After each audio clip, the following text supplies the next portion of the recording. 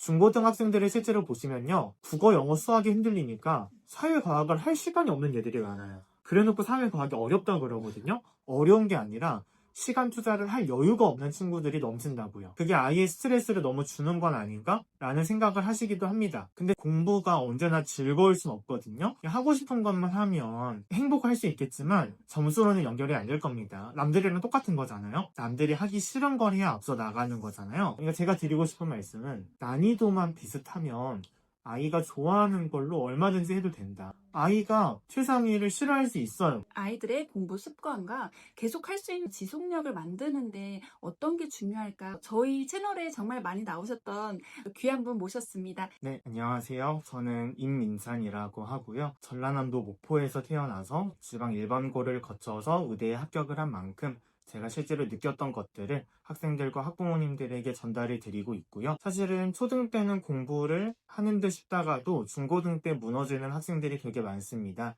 그래서 중고등 때까지 꾸준히 공부가 지속될 수 있도록 초등 때 어떤 공부 습관과 공부 태도를 잡아주면 좋을지를 다루는 초등 공부 지속력이라는 자녀 교육서가 출간이 이번에 되었고요. 초등 학생들을 위해서는 학부모님들이 아이들한테 말로만 시키다 보면 다툼이 많아지는 경우들이 많더라고요. 그래서 학부모님들을 거치지 않고 초등학생들이 직접 손으로 쓰면서 공부 습관과 과목별 공부법을 배울 수 있는 워크북인 초등 공부 습관 만들기라는 책도 이번에 새롭게 나왔으니까 서점에 제 이름 검색해 보시면 쉽게 찾아보실 수 있을 겁니다.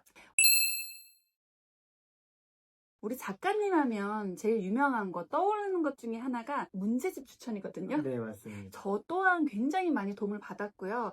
도움받아서 하고 계시는 학부모님들 많이 계실 거라고 알고 있습니다.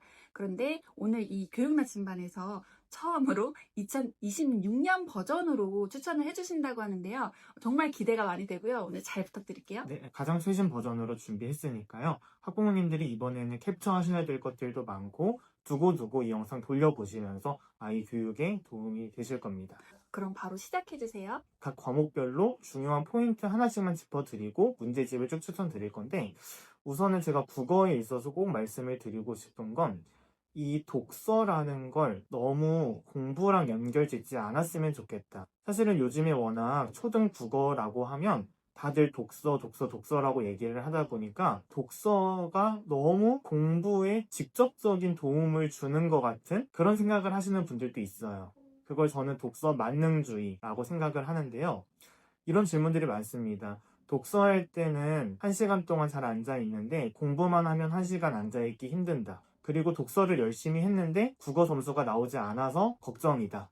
이 독서라는 건 공부가 아니라 취미라고 생각을 해요. 취미. 아이의 소중한 취미가 되어야 의미가 있다고 봅니다. 초등학교 때야 독서를 열심히 하면 사회과학 따로 좀 공부 안 해도 점수 잘 나온다고 하지만 중학생만 되더라도 독서를 열심히 했다고 해서 무조건 성적으로 연결되지 않거든요. 공부를 잘하고 싶으면 독서가 아니라 공부를 하면 된다. 국어 단원평가가 목적이면 국어 문제집을 푸는 게 직접적인 도움이 되는 방향이라는 거고요. 대신 독서라는 건 아이의 인생을 풍부하게 만들어주는 거고 아이가 초등학교 때부터 여가 시간에 릴스 보고 유튜브 보고 게임하는 취미 대신에 그 자리에 독서가 자리 잡으면 좋겠다. 이런 목적인 거지 공부가 아니잖아요. 그럼 우리가 취미라고 생각을 하면 저는 음악 감상이 취미인데 취미를 잘할 필요 없습니다. 과학책을 안 읽었다고 해서 과학 공부 못 따라가는 거 절대 아니니까 아이가 좋아하는 분야를 위주로 시켜주시면 되는 거예요. 과학이 걱정이면 과학 문제집이나 과학 위주의 독해 문제집으로 채우면 된다. 이제 제가 첫 번째로는 독해 문제집을 짚어드릴 거고요. 진정한 독해라는 건 한 문장을 내가 내 입으로 요약할 줄도 알고 한 문단을 읽었을 때 핵심 문장도 찾아낼 줄 알고 그게 독해 문제집의 역할이자 독서랑 차별화되는 지점이거든요. 독해 문제집을 두 단계로 나눠서 설명을 드릴 건데 처음부터 문제를 풀 게 아니라 정말 그 요약하는 연습에 집중하는 문제집이었으면 좋겠다. 그 두 가지가 초등 문해력 한 문장 정리의 힘 기본편, 그리고 요약 독해의 힘, 이 두 권입니다. 문제 풀이부터 할 게 아니라 요약하는 연습과 핵심 문장을 찾아내는 연습을 하기 잘 나와 있고요. 이걸 어느 정도 했다 싶으면 이제 문제를 풀어야 될 텐데, 우리가 독해 문제집을 풀 때는 문제 풀이 방법을 아는 것도 중요합니다. 그런데 대부분의 초등 문제집들은 문제풀이 방법을 알려주지 않아요. 지문 나오고 문제 풀으라고 하는 거거든요. 그러니까 문제풀이 방법이 알려주는 그런 책이 있었으면 좋겠고, 그게 제가 좋아하는 두 권이 용선생 추론독해 초등 국어, 그리고 백전백승 유형 독해, 이렇게 두 개의 책이 문제풀이 방법을 알려주고 있으니까 그 이외의 독해 문제집들은 이게 어느 정도 되었을 때 추가로 연습하는 용도로 하셨으면 좋겠다. 그리고 두 번째로는 한자를 제가 늘 강조를 드리고 있고요. 어휘력을 늘리기 위해서는 독서도 당연히 중요하고 부모님과의 대화도 중요하겠지만 좀 더 근본적으로 늘리려면 저는 한자라고 말씀을 드려요. 한자를 알고 있으면 거기에서 파생되는 국어 어휘들이 되게 많거든요. 한자가 대략 어떤 느낌인지 그 감각을 잡으면 되는 거니까 좀 더 어휘 위주로 한자랑 접목시키는 그런 문제집을 제가 추천드리고 있고요. 어휘를 정복하는 한자의 힘, 그리고 초등 국어 한자가 어휘력이다.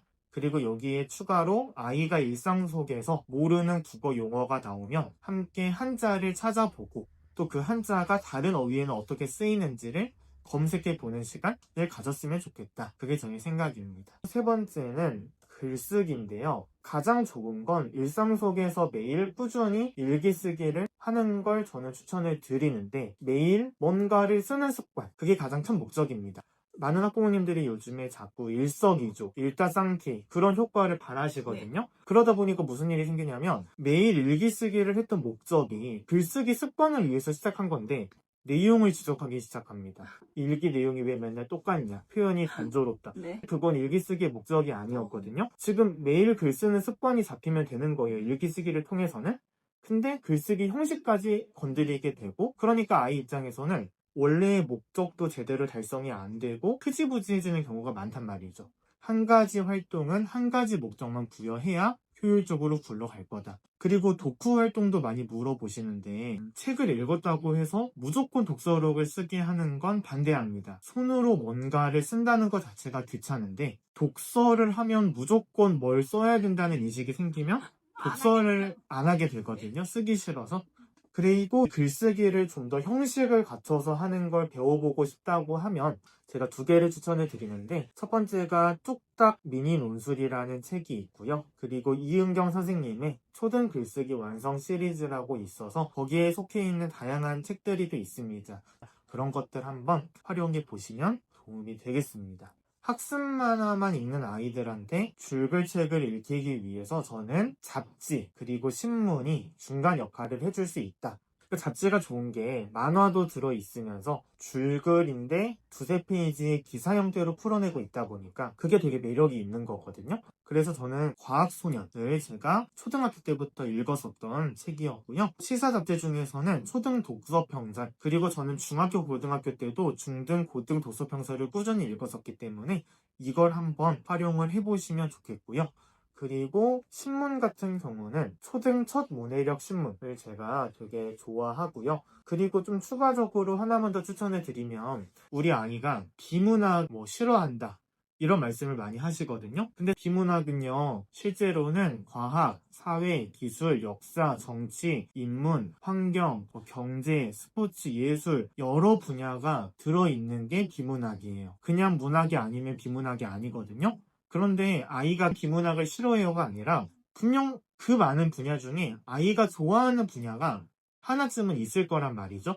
그걸 찾아주는 게 중요하고, 그걸 위해서는 아이랑 도서관에 가서, 도서관의 장점이 그렇게 분류가 되어 있잖아요. 그래서 그렇게 한번 다양한 분야의 책을 접하게 해보시는 것도 좋고요. 그게 아니라면 시중에 있는 책 중에 비문학이 읽히는 최소한의 배경 지식, 그리고 어서와 초등 비문학은 처음이지, 이 두 권의 책이 다양한 비문학 소재의 글들을 한데 모아둔 책입니다. 이걸 통해서 아이가 어떤 분야를 좀 더 좋아하는지 찾는 데에 활용하실 수가 있겠다. 이렇게 국어는 정리해 볼 수 있겠습니다. 수학에서 가장 중요한 건 저는 난이도 조절이라고 말씀을 늘 드리고 있습니다. 아이가 수학 문제집을 풀면서 어려워하는 이유는 두 가지입니다. 개념을 모르거나 그 문제집이 아이한테 안 맞거나. 저는 최소한 60%, 70% 정도는 맞아야 된다고 보고 그것보다 더 절반도 못 맞는다? 그럼 아이가 지금 풀 단계가 아닌 거거든요. 수학 문제집이 개념서를 푼 다음에 바로 심화서로 넘어가는 집들이 생각보다 많아요. 그러다가 심화서가 어려워서 아이가 힘들어하는 경우들이 많거든요. 그런데 개념서랑 심화서의 난이도 차이가 생각보다 큽니다. 그러니까 개념 다음에 바로 심화로 넘어갈 게 아니라 아이가 힘들어하면 개념 다음에 응용했다가 준심화했다가 심화했다가 단계적으로 올라가면 해낼 수 있다는 거예요. 그리고 개념 학습은 내가 개념을 말로 할 수 있어야 완성이다. 중하위권 친구들은 자꾸 눈으로만 공부를 하기 때문에 내가 안다고 착각을 합니다. 근데 실제로는 그러지 않는 경우들이 많다는 거죠. 그래서 항상 내가 내 입으로 표현해보는 연습이 중요할 것 같고요. 저는 개념서 중에서는 그림으로 개념 잡는 초등수학, 그리고 우등생 해법 수학, 수학 리더 개념 이 세 가지를 제가 제일 좋아하고요. 우리 아이가 지금 이걸 안 하고 있다고 해서 불안해하거나 그럴 필요 전혀 없습니다. 제 취향이고 제가 과외할 때 이 교재들을 많이 썼다는 거고요. 응용 심화 문제집 중에서는 어쨌든 저는 제가 초등 때부터 약간 디자인이 흑백이 많거나 그런 걸 별로 안 좋아했습니다. 글씨체도 약간 너무 옛날 스타일이면 잘 안 풀었고 제가 좋아하는 건 수학 리더, 응용 심화를 제일 좋아하고 큐브 수학 심화도 좋아하고 최고 수준 S도 좋아합니다. 그리고 학부모님들이 이렇게 제가 말씀드리면 왜 디딤돌 기본 응용이나 최상의 S는 없을까라고 궁금해하실 수 있는데 제가 초등학교 때도 그 교재들이 있었거든요. 근데 저는 안 했던 게 그때부터 제 스타일이 아니었어요. 그 구성이나 이런 스타일이 제 취향이 아니었기 때문에 제가 과외할 때도 사용하지 않았었고, 그러니까 제가 드리고 싶은 말씀은 난이도만 비슷하면 아이가 좋아하는 걸로 얼마든지 해도 된다. 아이가 최상위를 싫어할 수 있어요. 그러면 다른 문제집으로 하면 되는 건데 자꾸 그걸 고집하는 경우들이 있더라고요. 절대로 그럴 필요 없다. 초등 때 문제집을 잘못 선택했다고 해서 큰일 나는 걸 제가 본 적이 없습니다. 난이도 조절의 문제지 같은 난이도 안에서는 문제집 잘못 선택했다고 큰일 나지 않는다. 학부모님들이 구입할 수 있다는 뜻은 이미 검증 받고 나온 거니까 걱정 안 하셔도 될 것 같고요. 정말 작가님이 어렸을 때처럼 아이가 좋아하는 디자인, 좋아하는 어떤 맞아요. 글자체 이런 걸 하는 게 훨씬 더 좋은군요. 맞아요. 그 취향들이 아이들이 말은 안 해도 다 있습니다. 그리고 연상 같은 경우는 워낙 다양한 문제집들이 있지만 저는 원리생 소등 그리고 신사고 센 연산 소등을 좋아하고요. 도형 문제집은 사실 필수는 아니지만 도형 감각이 약한 친구들은 보충을 해줄 수 있겠는데 도형 학습의 기준 플라토라는 책도 있고 그리고 저는 길벗 수풀에서 나온 기석특강 시리즈를 좋아합니다. 초등학교 3학년부터 6학년의 도형의 핵심을 다루는 책이 또 있으니까 도형 문제집은 활용하시면 될 것 같고요. 그리고 마지막 5번째는 문장제 문제집인데 아이가 객관식 문제를 푸는데 식을 안 쓰려고 한다. 암산을 하려고 한다. 이런 고민들이 많거든요. 오히려 그냥 답만 쓰면 되는 객관식 문제고 암산을 내가 할 수 있는데 모든 문제를 식을 쓰라고 하는 게 더 납득할 수 없다는 거예요. 아이 입장에서는 암산이 잘못된 거라고 생각을 하시면 안 된다는 거예요. 식 쓰는 거의 끝은 암산입니다. 암산이 최종 과정이거든요. 지금 문제에서 식을 쓰라고 시키지 않았단 말이죠. 그리고 실수는 좀 있어도 암산을 할 줄 알아요.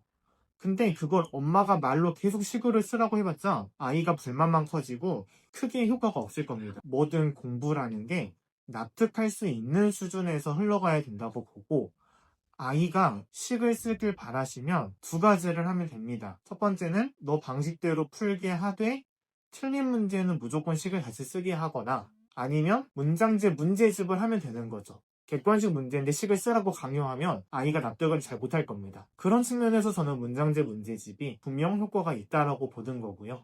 초등학교 학생들이 활용할 수 있는 건 기적의 수학 문장제라는 책을 제가 좋아하고요. 1, 2학년 학생들 좀 문장지의 개념을 좀 잡고 싶은 학생들은 술술 풀리는 기적특강 맨 처음 수학 문장제라는 좀 긴 제목의 책이 있는데 이것도 활용하실 수가 있겠습니다. 그리고 세 번째는 영어입니다. 학부모님들이 어렸을 때나 사실 제가 어렸을 때도 약간 영어 원서 읽는 느낌이 아니었거든요. 영어도 어쨌든 언어다 보니까 영어 원서를 저는 활용하는 거 좋다고 생각을 하는데, 뭐 요즘에 뭐 이런 지수 같은 거 얘기도 많이 하고 몇 점이다 몇 점이다 이런 얘기들을 하지만, 사실은 저는 그게 막 너무 절대적이라는 생각이 들지는 않고, 그러니까 냉정하게 중고등 영어 시험을 생각을 해보면 영어 원서를 조금 덜 읽었더라도 한국식 문법이랑 독해를 공부를 해서 또 치울 수 있는 부분들이 꽤 있거든요. 그러니까 영어 원서를 학부모님들이 너무 약간 몸이 굳은 상태로 뭐 4점 넘어야 돼, 몇 점 넘어야 돼, 독서를 너무 공부로 생각하면 재미가 없어지고 자꾸 아이가 편하게 읽어야 되는데 그게 다 느껴지게 되거든요. 그러니까 영어도 원서를 꾸준히 매일 했다는 그 경험 자체가 중요한 거니까 매일 10분, 20분이라도 하는 거에 초점을 맞추시면 좋겠다.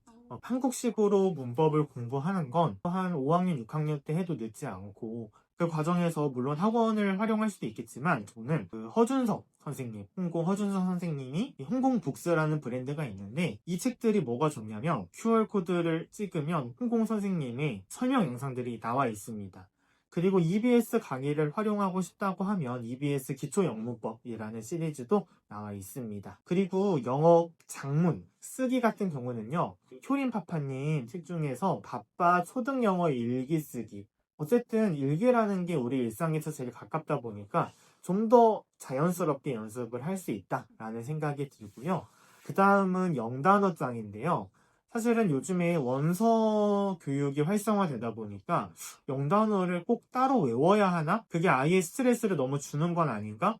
라는 생각을 하시기도 합니다. 근데 공부가 언제나 즐거울 순 없거든요. 하고 싶은 것만 하면 행복할 수 있겠지만 점수로는 연결이 안 될 겁니다. 남들이랑 똑같은 거잖아요. 남들이 하기 싫은 걸 해야 앞서 나가는 거잖아요. 영단어도 마찬가지입니다. 어떤 분들은 아유 국어도 단어장 따로 안 외우지 않냐, 같은 언어기 때문에 영어도 단어장이 아니다. 그거는 저는 다르다고 봅니다. 그러니까 엄마 아빠가 영어를 하지 않는 이상은 영어를, 단어를 알 기회가 없는 거예요. 원서를 통해 자연스럽게 아는 부분도 있겠지만 의도적으로 암기해야 될 건 있다고요. 그러니까 저는 초등학교 한 3, 4학년부터 영단어장 저는 외우는 걸 추천드려요. 영단어장은 저는 워드마스터, 초등 베이직, 컴플리트 추천드리고요.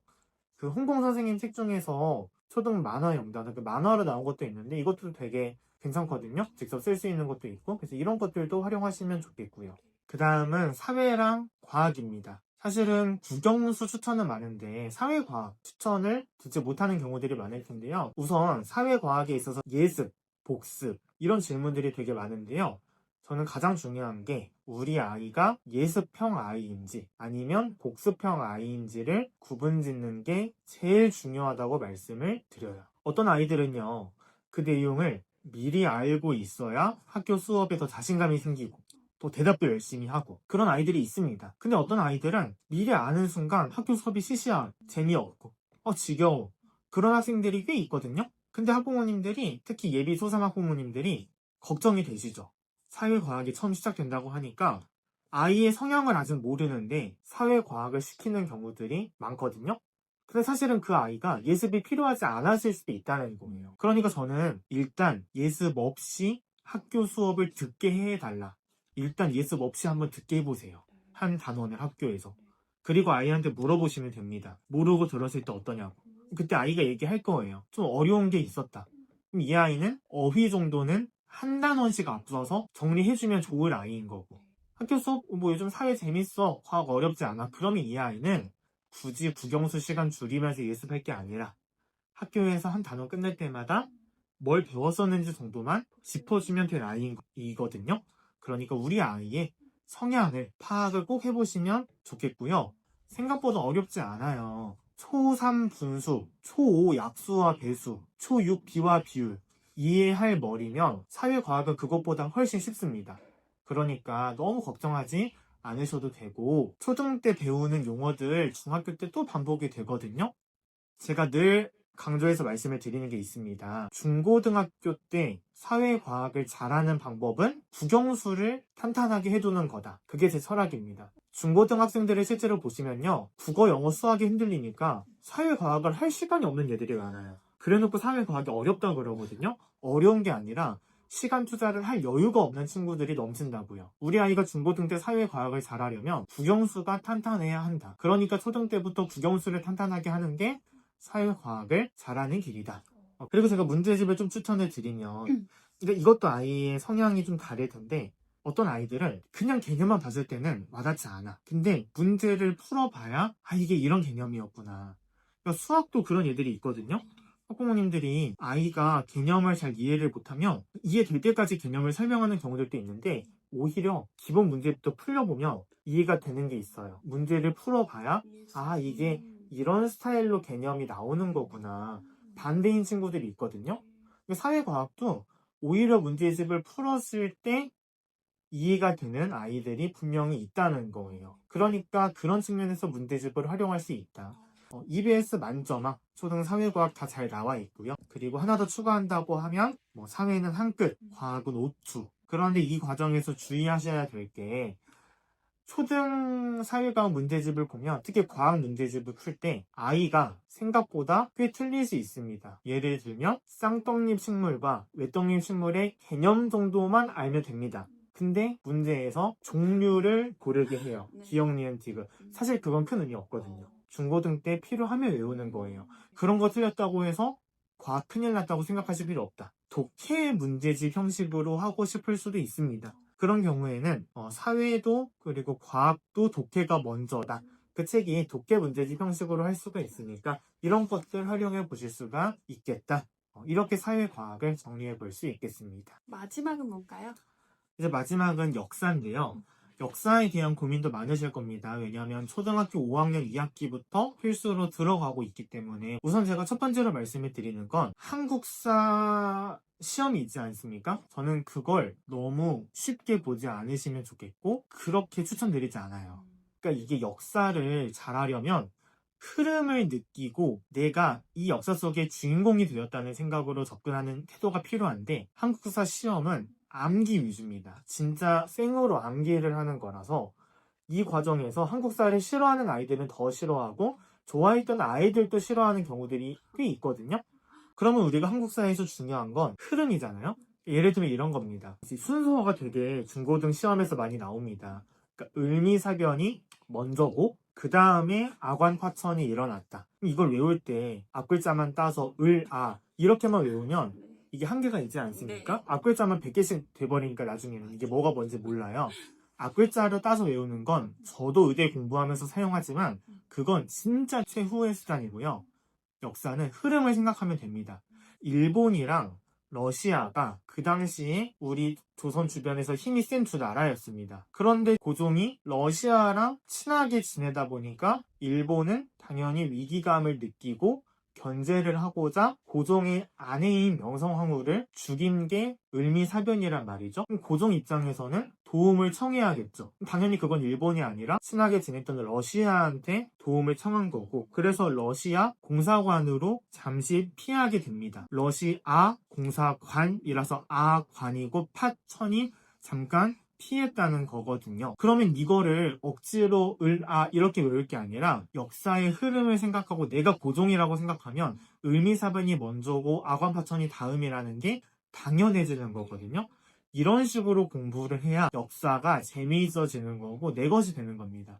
그러니까 초등학교 때도 역사 같은 경우는 역사 책이나 역사 영상이나 이런 것들을 강조하는 게 그 흐름을 느끼자는 거예요. 그래서 제가 추천을 드리는 게 용선생 교과서 한국사, 용선생 시끌벅적 한국사, 만화 한국사도 저는 다 좋다고 생각을 해요. 그런 측면에서 길버스쿨에서 나온 책 중에 기적특강 초등 한국사 책도 있는데 이것도 제가 좋아하는 책 중에 하나고 제가 역사 유튜브를 추천을 드릴 거고요. 다 무료로 활용할 수 있는 채널들이니까 꼭 기억을 해두시면 좋겠는데 5가지를 말씀드리겠습니다.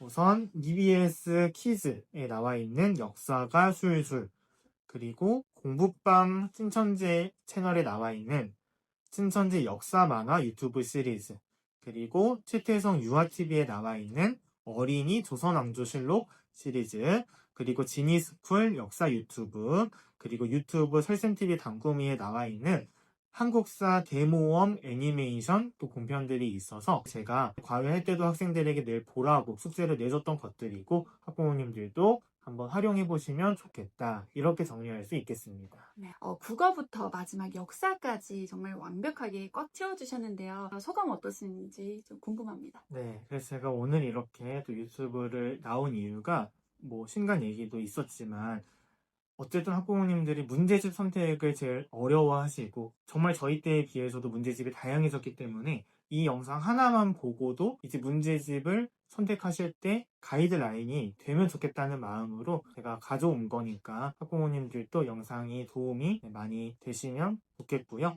그리고 최근에 출간이 된 자녀 교육서인 초등공부 지속력을 통해서는 우리 아이들한테 어떤 공부 습관과 어떤 태도를 알려줘야 하는지 그걸 제가 친절하게 학부모님들의 잘 이해하실 수 있게 적어 주었으니까 꼭 읽어보시면 좋겠고요. 우리 초등 아이들한테는 새학기 맞이해서 공부 습관을 직접 쓰면서 배워볼 수 있는 그런 워크북이 바로 초등 공부 습관 만들기라는 신간이니까 두 권 다 서점에서 만나보실 수 있으니까 검색해보시면 좋겠습니다. 네, 우리 작가님의 신간 2가지 도서와 또 이렇게 추천해주신 교재 리스트를 활용해 보신다면 새학년 신학기 공부도 크게 걱정 없이 무리 없이 잘 준비할 수 있을 거라는 생각이 듭니다. 오늘 너무 든든한 시간이었습니다. 작가님. 네. 감사합니다.